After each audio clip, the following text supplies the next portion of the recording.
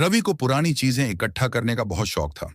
वो अक्सर कबाड़ियों की दुकानों में जा जाकर पुराने सिक्के, चाबी, ताले और घड़ियां खोजा करता।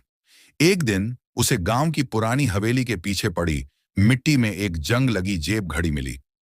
घड़ी टूटी हुई थी, लेकिन उसके ऊपर अजीब से चिन्ह खुदे हुए थे, जैसे कोई प्राचीन भाषा का नक्शा। रात को जब रवि ने उस घड़ी को अपनी अलमारी में रखा और सोने चला गया, तो आधी रात को घड़ी अपने आप चलने लगी। टिक टिक, टिक टिक। घड़ी से एक हल्की सी नीली रोशनी निकलने लगी। जैसे ही रवि की नींद खुली, कमरे की दीवार पर एक घूमता हुआ भंवर दिखाई दिया और अगले ही पल वह उसमें खिंचता चला गया। रवि जब उठा तो खुद को 1947 के भारत में पाया। आजादी की लड़ाई अपने चरम पर थी। चारों ओर वंदे मातरम की गूंज थी और सैनिकों के बूटों की आहटें। उसे समझ में आया कि यह घड़ी कोई मामूली चीज नहीं है। यह समय में यात्रा करने का दरवाजा थी।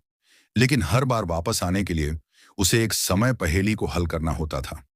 इस बार उसे एक स्वतंत्रता सेनानी को अंग्रेजों से बचाना था, जिसके पास भारत की आजादी का एक बड़ा राज था। हर बार जब रवि समय में कूदता, वो किसी नए युग में पहुंच जाता। एक बार वह मौर्य साम्राज्य में पहुंच गया, जहां आचार्य चाणक्य से मिला।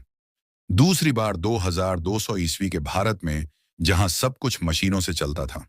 और एक बार तो वो अपने ही परदादा से मिला, जो एक गुप्त क्रांतिकारी थे।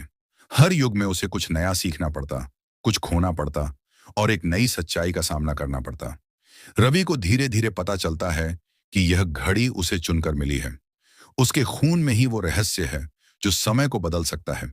लेकिन एक दिन घड़ी अचानक बंद हो जाती है और इस बार वापसी का कोई रास्ता नहीं दिखता।